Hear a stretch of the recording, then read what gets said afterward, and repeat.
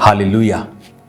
खुदावन यीशु मसीह के नाम में मैं आपका स्वागत करता हूं और मेरा विश्वास है कि आज जो कुछ आप देखेंगे और सुनेंगे और परमेश्वर की आत्मा से और रूह से आप बरकतों को पाएंगे। याद रखो, परमेश्वर ने आपको एक स्पेशल मकसद के लिए चुना है और वो मकसद पूरा होता है जब हम रूह और सच्चाई से परमेश्वर की आराधना करते हुए, विश्वास के साथ चलते हुए और परमेश्वर के मकसद को खोजते हुए और जेन्युइनली परमेश्वर के साथ बने रहने की इच्छा रखते हुए खुदावंद के पीछे भागते हैं। तो परमेश्वर अपनी इच्छाओं और मर्जियों को हमारी ज़िंदगी में पूरा करता है। आज हम बाइबल में एक प्रार्थना करते वक्त परमेश्वर मुझे बता रहा था कि किस तरह से दाऊद की ज़िंदगी में परमेश्वर ने योनातन को भेजा। कौन था योनातन? जोनाथन इंग्लिश में है, योनातन हिंदी में बोलते हैं। वो शाऊल का बेटा था। शाऊल के मरने के बाद जो शाऊल की गद्दी का वारिस था वो योनाथन था।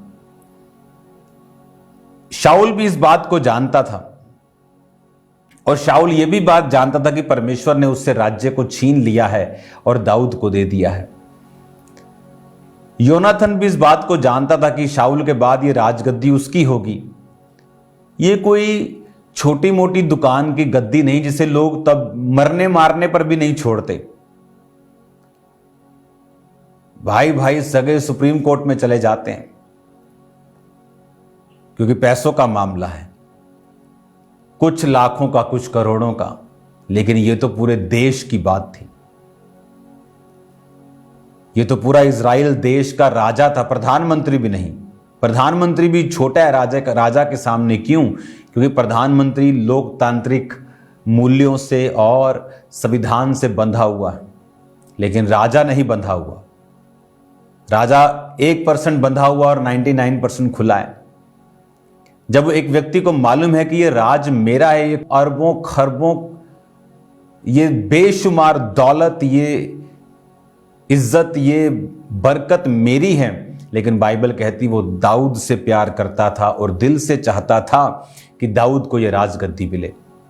मैंने परमेश्वर के लोगों की लाइफ में ये फेवर देखा है कि बिना किसी कारण, बिना किसी लालच के, ऐसे लोग जो परमेश्वर को नहीं जानते क्रिश्चियंस के ऊपर ऐसा फेवर कर रहे हैं कि वो भी हैरान हो रहे कि ऐसा फेवर तो शायद मैंने मसीही लोगों से भी नहीं पाया जो अन्य जातियों से मैं पा रहा हूं।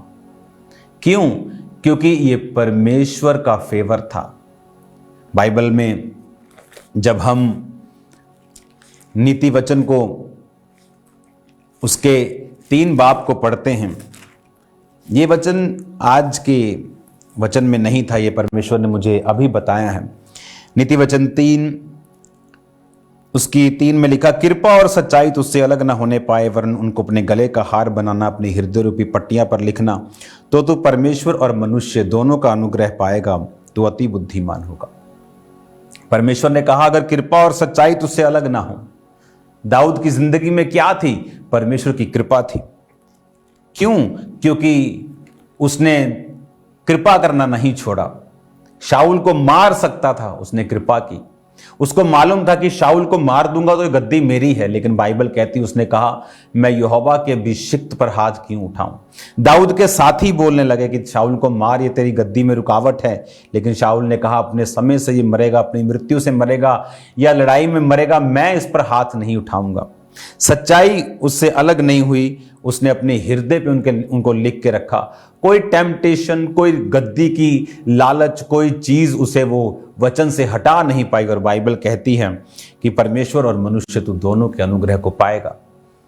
परमेश्वर का अनुग्रह उस पे था और मनुष्य का अनुग्रह भी उस पे था कि योनातन उस पे इतना अनुग्रह कर रहा था कि ऐसा लग रहा था कि क्या ये फेक लव करता है, क्यों प्यार करता है, ये क्या इसको लालच है।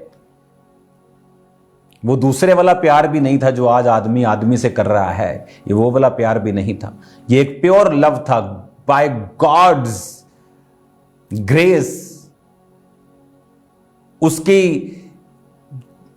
खुदा उसको कन्विंस कर रहा था, खुदा उसको गाइड कर रहा था। आप जब परमेश्वर के साथ वफादारी में चलते हैं, आप जब खुदाबंद के साथ उसके वायदों को पूरा करते हुए चलते हैं, तो वचन ये कहता है कि आप लोगों के ऊपर परमेश्वर फेवर करता है। आप घबराएं मत, दिल ना छोड़ें। पास्टर्स खास तौर पे, हमारा परमेश्वर वो परमेश्वर है जिसने दानियेल के समय में नबूकदनेस्सर राजा जो पूरी दुनिया को मारकर आता था, उसके समय में जब भट्टियों से बचाने वाला शद्रक मेशक अबेदनगो को, दारा राजा के टाइम पर दानियेल को शेरों की मांद से बचाने वाला, शरे राजा के टाइम के ऊपर रानी एस्तर के द्वारा पूरी यहूदी कौम को बचाने वाला परमेश्वर, तो आप वरी ना करें, खुदा के साथ लिपटे रहें, जुड़ के रहें। परमेश्वर आपको गिरने नहीं देगा। अगर आप परमेश्वर के साथ वफादार हैं तो वो आपके साथ डबल वफादार है। वो आपको सुरक्षित रखेगा, वो आपको बचा के रखेगा, वो आपके परिवार को ब्लेस करेगा, वो शैतान की योजनाओं को नाश करेगा। आज मैं खुदावंद के मस्से को अपने ऊपर देख रहा हूं जब मैं आपसे बात कर रहा हूं। वो आपको चंगा भी करेगा, वो आपको आजाद करेगा, वो शैतान की योजनाओं को नाश करेगा, वो अपनी ग्लोरी को, अपनी महिमा को आपके ऊपर दिखाएगा यीशु मसीह के नाम में। और ये दुनिया इसकी विटनेस होगी। अन्य जाति लोग आपकी गवाही देंगे, क्रिश्चियंस आपकी गवाही देंगे, आपका परिवार आपकी गवाही देगा, जो परमेश्वर का फेवर मैं आपकी लाइफ के ऊपर आता हुआ देख रहा हूं। राइट नाउ मैं ये पढ़ रहा हूं और मैं चाहता हूं कि आप मेरे साथ इसे फॉलो करें। आप ये बात जानते हैं कि आप यीशु मसीह के द्वारा बुलाए गए हैं। परमेश्वर ने आपको अपनी महिमा के लिए बुलाया है, आपको परमेश्वर ने अपनी महिमा के लिए चुना है। कुरिन्थियों के मुताबिक परमेश्वर ने कहा, मैं जगत के निर्बलों, तुच्छों को, जो कुछ नहीं है, मूर्खों को मैं चुनता हूं ताकि जो अपने आप को कुछ समझते हैं, ज्ञानवान, धनवान, उनको मैं लज्जित कर सकूं। परमेश्वर ने आपको चुना है खास मकसद के लिए, लेकिन वो मकसद समझने के लिए जरूरी है कि हमारी स्पिरिचुअल आईज जो हैं वो ओपन हों। वो मकसद समझने के लिए जरूरी है कि हम परमेश्वर पर पूरी रीति के साथ भरोसा रखें कि जो परमेश्वर की योजना हमारी जिंदगी में है, आपकी योजना कुछ अलग है, आपका प्लान कुछ अलग है। परमेश्वर आने वाले समय को जानता है। आप नहीं जानते थे कोविड आने वाला है, परमेश्वर जानता था, इसलिए उसने उसी तरह की तैयारी अपने लोगों की करवा के रखी।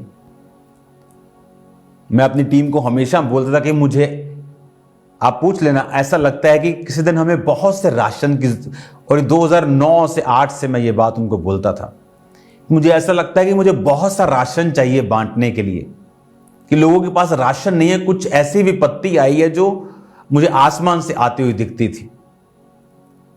तो जो मैं अभी आपसे बात कर रहा हूं, मैं ये जानता हूं आने वाले समय में एकदम से इकोनॉमिक प्रेशर देशों के ऊपर पड़ेगा, एकदम से, लाइक सडनली, जस्ट सडनली 3-4 महीने में पूरी देश की परिस्थितियां चेंज हो जाएंगी। ऐसा होगा। प्रेयर्स आपको बचाएंगी, प्रेयर्स मुझे बचाएंगी, लेकिन इसे होने से प्रेयर रोक नहीं सकती। ये परमेश्वर की ओर से निर्धारित हो चुका है। हालेलुया। अब जब हम उत्पत्ति 45 उसको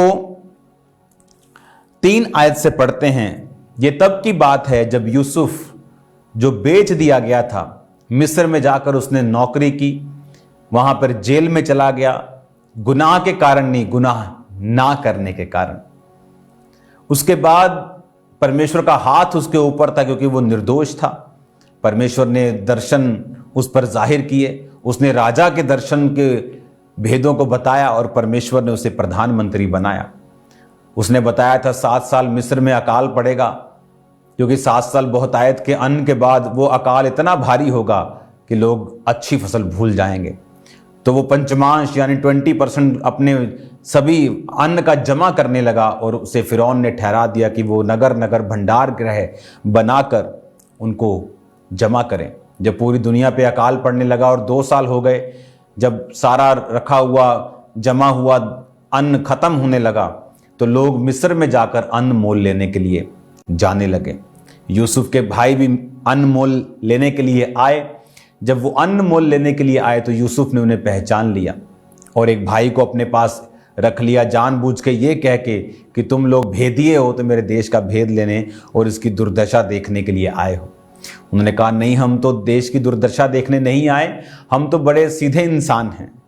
ये सीधे थे जो अपने भाई को बेच गए थे। अंदर उनको मालूम था कि ये जो कुछ भी हमारे साथ हो रहा है, हमने अपने भाई को बेचा था इसलिए हो रहा है।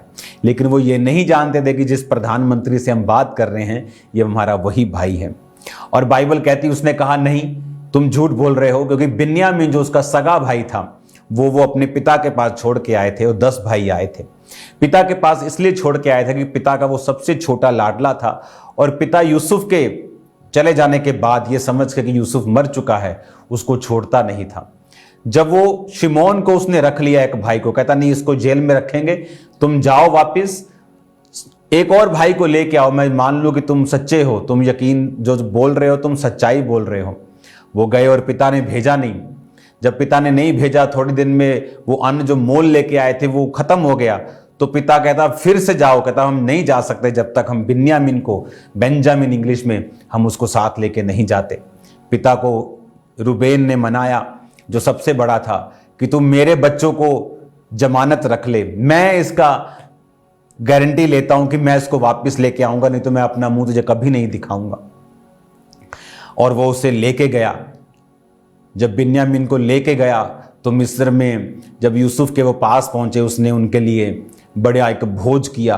बिन्यामीन को बाइबल कहती है 5 गुना भोजन वस्तु दूसरे भाइयों से उसने ज़्यादा दी। और जब वो वापस जा रहे थे तो उसने पैसा और अपना एक चांदी का कटोरा उन्हीं के बोरों में दोबारा रखवा दिया जिसमें वो अन्न को लेके जा रहे थे, ताकि वो उनको फिर से वापस लेके आ सके। फिर जब वो वापस जा रहे थे अन्न लेके, यूसुफ के बंदे गए और बोले तुमने चोरी की है? उसने कहा नहीं की, हमारे बोरे चेक कर। जब बोरे चेक किए गए तो चांदी का कटोरा बिन्यामीन के पास मिला। तो उसने कहा बिन्यामीन दोषी है, इसको वापस लेके जाओ।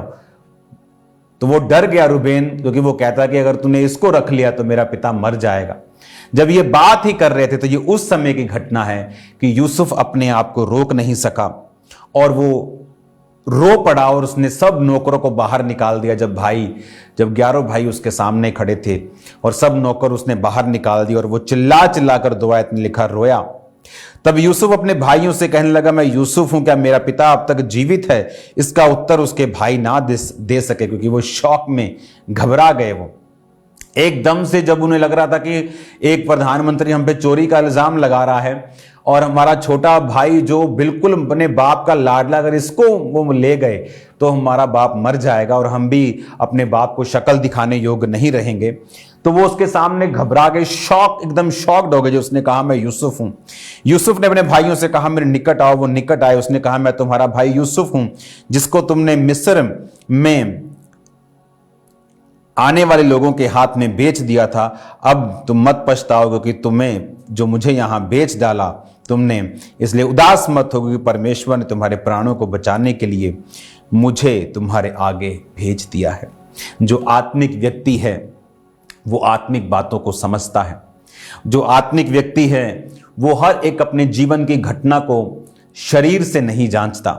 उसे मालूम है कि जो कुछ परमेश्वर उसकी लाइफ में कर रहा है वो अब नॉर्मल लग सकता है, नॉनसेंस फील हो सकता है, लेकिन वो है नहीं।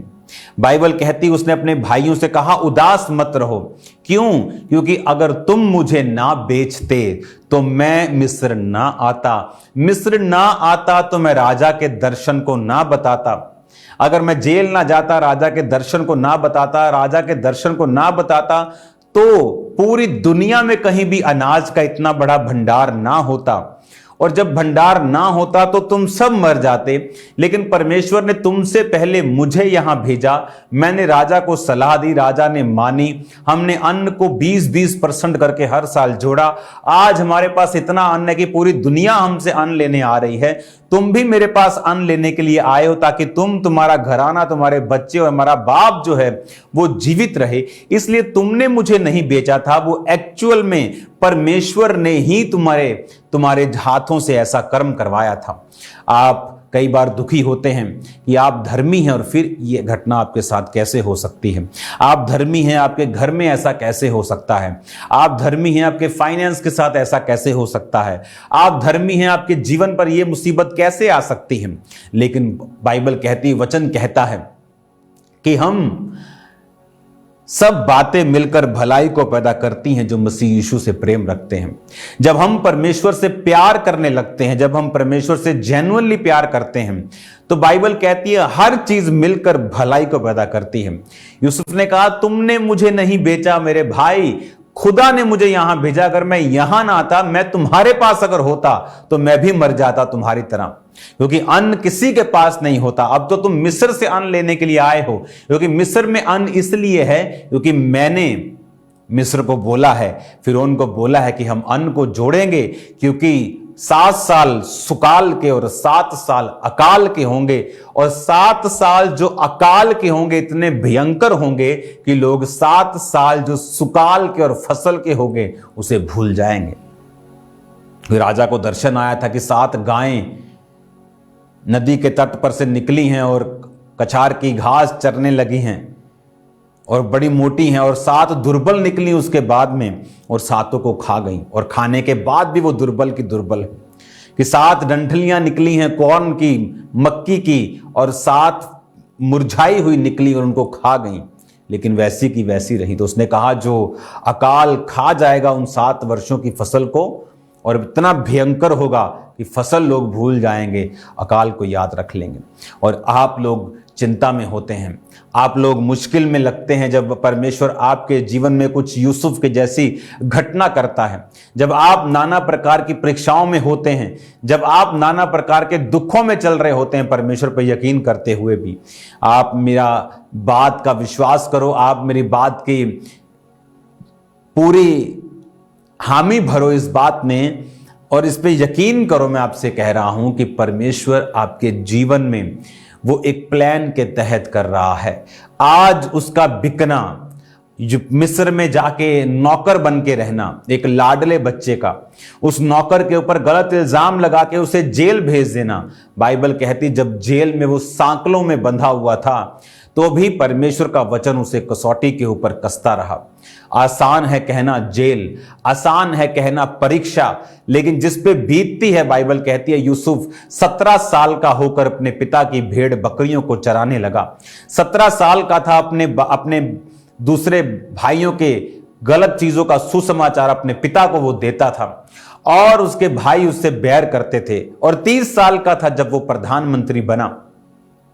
इन 13 सालों में उसने तरह तरह की परीक्षाओं को सहा, उसने मौत करीब से देखी, उसने सूखा गड्ढा देखा जहां वो मरने वाला था। खुदा की ग्रेस से उसके भाइयों के दिमाग में आ गया इसको इश्माइलियों के हाथ बेच दो। इश्माइली उसे लेके जाने लगे तो पोतीफर के हाथ में बेच दिया। उसने नौकर बना के रखा, तब भी प्रभु ने आशीष दी। वहां से उसकी पत्नी ने उसको गलत काम करने के लिए बोला, उसने मना किया तो उसने गलत इल्जाम लगवाकर उसे जेल भेजा। फिर उसने कुछ गलत नहीं किया था तो जेल में खुदाबंद ने आशीष दी कि जेल के दरोगा ने सब कुछ उसके हाथ में सौंप दिया। क्योंकि परमेश्वर कहता है कृपा और सच्चाई अगर तुझसे अलग नहीं होंगे तो परमेश्वर कहता मैं तुझे मनुष्य और परमेश्वर और मनुष्य दोनों का अनुग्रह दूंगा। जहां जहां भी यूसुफ गया परमेश्वर ने उसे अपना अनुग्रह दिया और मनुष्यों का अनुग्रह उस पर होता रहा।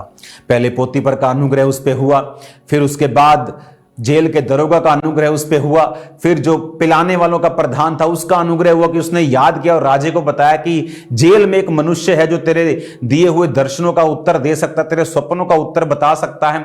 फिर राजा का अनुग्रह उस पे हुआ जब उसने कहा कि राजगद्दी के विषय में मैं तुझसे बड़ा हूं, लेकिन आज से लोग तेरे सामने झुकेंगे। इमेजिन करो, वो पोतीफर जिसने उसको जेल में डाला था वो भी उसके सामने झुकता था, वो भी उसके नीचे था। अगर यूसुफ चाहता तो अपना बदला ले सकता था। अगर यूसुफ चाहता उस पोतीफर को भुलाकर उससे वो पद छीन सकता था, उससे वो तंग कर सकता था, उससे वो थ्रेट कर सकता था, उससे बदला ले सकता था।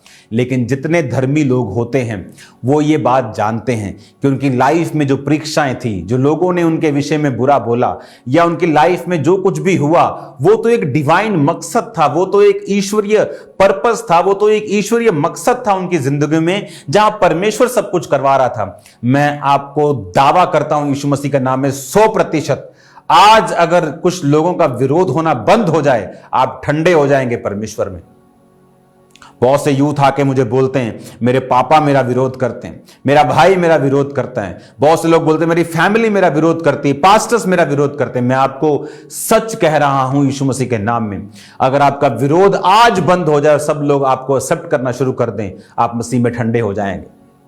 अगर आज आपको परमेश्वर परीक्षाओं से निकाल ले, आप पाप में चले जाएंगे। मैं आपको सच कह रहा हूं। ये परमेश्वर आपकी लाइफ में कई बार कुछ चीजों को करता है आपको सेपरेट रखने के लिए, आपको प्रेयरफुल लाइफ देने के लिए, आपको स्ट्रांग करने के लिए, आपको मजबूत करने के लिए, आपको एक खास मकसद के लिए तैयार करने के लिए। लेकिन हम लोग चाहते हैं कि परमेश्वर हमारे हिसाब से काम करे। उसने अब तक मेरे जीवन में यह काम क्यों नहीं किया? अगर वो मुझसे प्यार करता है, मेरा वीजा क्यों नहीं आया? अगर वो मुझसे प्यार करता है, मेरी हीलिंग क्यों नहीं आई? अगर वो मुझसे प्यार करता है, मेरे बेबी अब तक क्यों नहीं हुआ?